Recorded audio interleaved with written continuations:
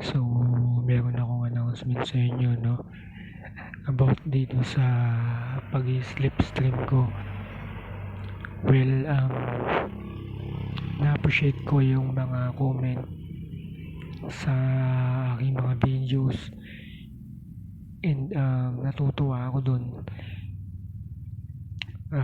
Napag-isipan ko rin na kung itutuloy ko pa ba yung pag-sleep stream kasi minsan yung mga videos ko nagkakaroon ng violations, no?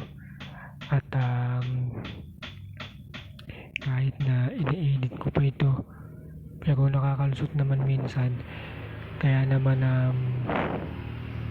yung mga naghihintay at pag na-upload ko yung videos, mga nagko-comment dun na it's very beautiful, I like your videos. Salamat sa inyo, no? Kasi tuwing nagko-comment kayo, nagkakaroon ng tinatawag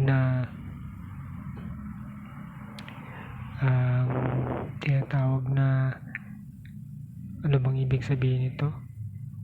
Kumbaga pag meron nagko-comment sa mga videos is lalo itong pinupush ni YouTube sa ibang mga viewers, no? Kaya dun sa mga nagko-comment palagi, thank you.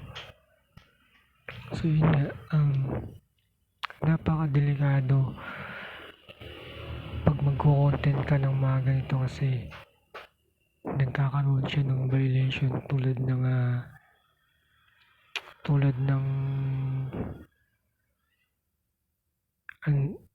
under hindi siya pinupush doon sa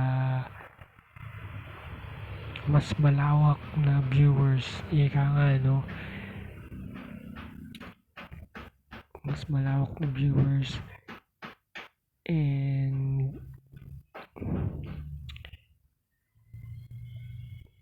yellow dollar sign. Hindi siya nagkakaroon ng tinatawag na booming.